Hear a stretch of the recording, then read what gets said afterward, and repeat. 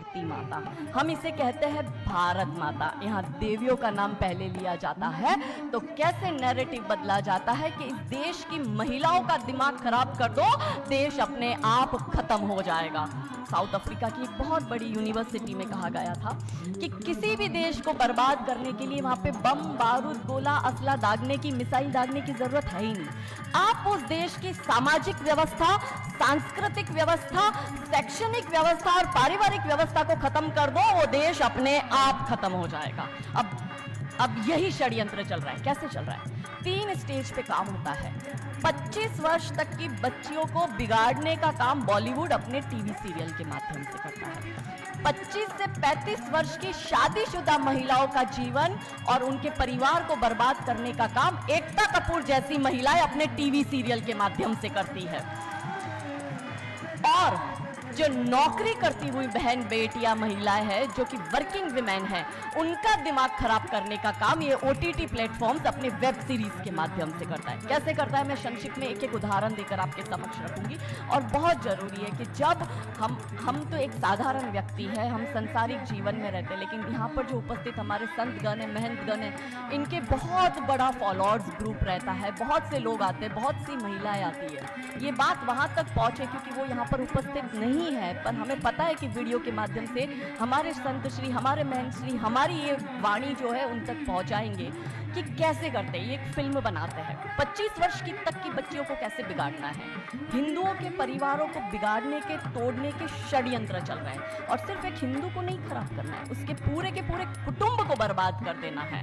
तो एक भारत की महिला 2 परिवार को जोड़ती है, मायका पक्ष और ससुराल पक्ष। और हम कहते हैं कि भारत की परिवार व्यवस्था जो है वो मानवता की सबसे बड़ी देन है।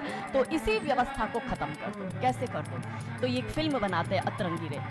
हमारी क्योंकि दीदी भी यहाँ उपस्थित है जो कि सेंसर बोर्ड में सदस्य है, तो हम इतना उनसे विनती करेंगे कि हमारी ये बात भी उन तक पहुंचाए। सिस्टमैटिकली ये फिल्मों में लड़की दिखाएंगे हिंदू की, लड़का दिखाएंगे मियाँ भाई का, और उसमें भी दिखाएंगे कि वो लड़का चाहे अनपढ़ हो, चाहे गवार हो, चाहे आतंकवादी हो, चाहे पंचर छाप हो, और वो हिंदू की लड़की चाहे कितनी पढ़ी लिखी हो, लेकिन उसका परिवार जो है वो रूढ़िवादी है, वो रिग्रेसिव है, और उसके सामने यदि वो घोड़ा भी चला रहा है, खच्चर टट्टू भी चला रहा है, तो वो बड़ा प्रोग्रेसिव है, वो बड़ा संस्कारी है। कैसे करते हैं? ये एक फिल्म बनाते हैं अतरंगी रे। अतरंगी रे फिल्म में जो कि आज की युवा बच्चियों का लेटेस्ट क्रश है, सारा अली खान हीरोइन लेते हैं। हमारी युवा बच्ची इसको फॉलो करती है।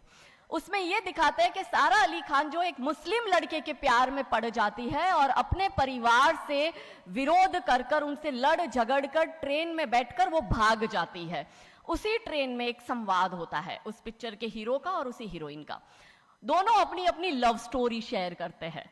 तो हीरोइन पूछती है हीरो को कि तुम्हारी लव स्टोरी बताओ। तो वो कहता है कि कल मेरी शादी होने वाली, और लव स्टोरी तो मेरी लव स्टोरी है कि मैंने बचपन से जिस लड़की से प्यार किया, जिसके साथ पढ़ाई की, जिसके साथ मैं बढ़ा हुआ, उसी लड़की से, मेरी बचपन की मित्र जो मेरे समाज की है, जो मेरे गांव की है, उसके साथ ही मेरी शादी होने वाली है। तो वो हीरोइन कहती है अरे ये और कोई लव स्टोरी है? ये लव स्टोरी नहीं हो सकती। तो हीरो पूछता है तो फिर क्या हो सकती है लव स्टोरी? तो वो कहती है कि मैंने एक मुस्लिम लड़के से प्यार किया है, मैं ठाकुरों की लड़की हूँ, पूरा समाज, पूरा घर, पूरा परिवार मेरे खिलाफ है, और मैं उन सबको ठोकर मारकर, उनकी भावनाओं को ठोकर मारकर अभी ट्रेन में बैठकर भाग रही हूँ उस लड़के से शादी करने के लिए। और वो हीरोइन वहां पे डायलॉग देती है कि लव स्टोरी तो मेरी लव स्टोरी है कि मैं ठाकुर की लड़की और वो कतई मियाँ भाई, और ये है असली लव स्टोरी। तब हमारी 13, 14, 15 साल की युवा बच्ची, जिसके शरीर में हार्मोन्स चेंज होते हैं, आकर्षण होता है विपरीत व्यक्ति के लिए, तब वो आकर्षण में ये सोचती है कि हिंदू होके हिंदू बॉयफ्रेंड नहीं रखना, हिंदू होके हिंदू से प्यार नहीं करना। आप इतिहास में छपेगी, आपकी लव स्टोरी तभी बनेगी जब आप किसी मियाँ भाई से प्यार करेगी और उससे शादी करेगी। तो कैसे सिस्टमैटिकली ये स्लो पॉइजन बॉलीवुड की फिल्मों के माध्यम से फ्रेजाइल माइंड में डाला जा रहा है। और आज देखो कि क्यों समाज में लव जिहाद के इतने केस बन रहे हैं, और उसका सबसे बड़ा और मुख्य कारण बॉलीवुड है, क्योंकि इन बॉलीवुड वालों ने हमारी बेटियों को हादी रानी और रानी चिन्नमा रानी अब्बा का नहीं दिखाया। इन बॉलीवुड वालों ने हमारी बेटियों को करीना खान दिखाया है ताकि वो अपनी कोख से तैमूर और जहांगीर पैदा करे। ये बॉलीवुड वाले लव स्टोरी पर फिल्म बनानी है तो ये हादी रानी और राजा रावत सिंह चुड़ावत पर क्यों नहीं बनाते? मैं आपको उनकी कथा शॉर्ट में करती हूं कि राजा रावत का शादी जो होता है वो हदी रानी से होता है, मेवाड़ के राजा है, और औरंगजेब की सेना आक्रमण करने आती है। और जब औरंगजेब की सेना आती है तो राजा रावत सिंह का 2 दिन पहले ही विवाह हुआ होता है हादी रानी से। तो राजा जी की इच्छा नहीं होती कि मैं युद्ध लड़ने जाऊं, तो हादी रानी बड़े क्रोधित होते हैं। वो कहते तुम मेरी चिंता छोड़ो, तुम अभी इस मातृभूमि की रक्षा के लिए, इस धर्म की रक्षा के लिए आप युद्ध भूमि में जाओ और आप मेरी चिंता मत करना। यदि आप बलिदान भी हो जाओगे तो मैं प्राउडली अपने आप को आपकी विधवा कहूंगी।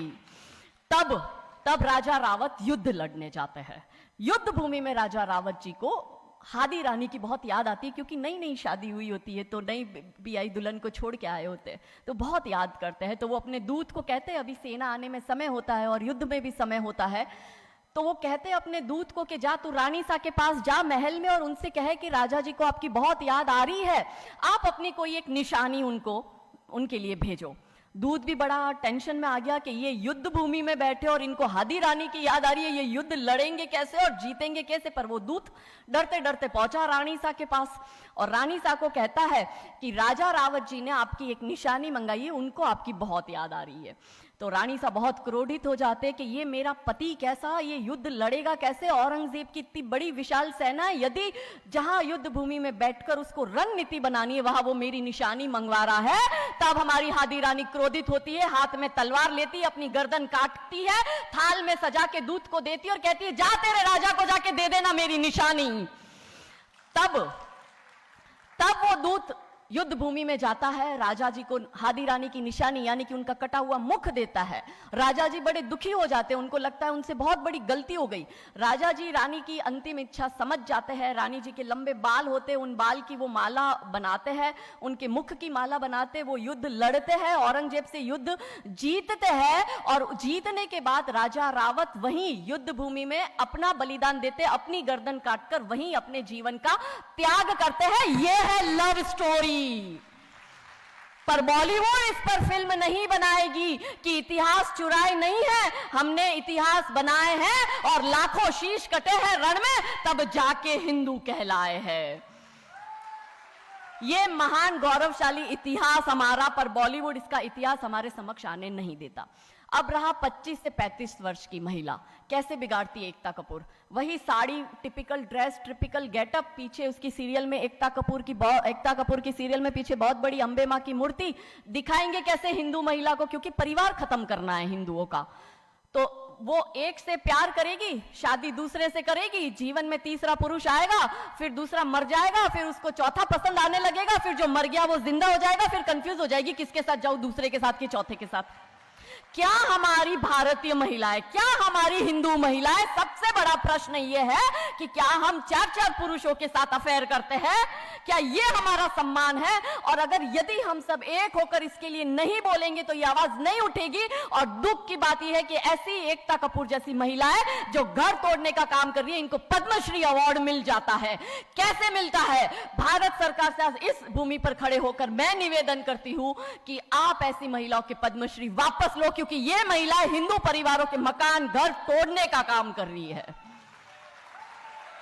और तीसरा और अंतिम, नौकरी करने वाली बहनों का दिमाग कैसे खराब करना है। तो ओटीटी प्लेटफॉर्म के माध्यम से ये दिखाएंगे कि यदि आप नौकरी कर रही है तो आपके सास ससुर आपके पैर की जूती, आपका पति आपके पैर की जूती। बच्चा पैदा करने के लिए आपको किसी से शादी करने की जरूरत नहीं है, आपको ससुराल व्यवस्था में रहने की जरूरत नहीं है, और आप है फेमिनिस्ट। और स्त्रीवाद का झंडा दिखाकर हमारी बहन बेटियों को एक हाथ में शराब का ग्लास, दूसरे हाथ से सिगरेट फूको, अंग्रेजी में गालियां बको और आप अपने आप को फेमिनिस्ट कहो। क्या यह फेमिनिज्म है भारत की धरती का?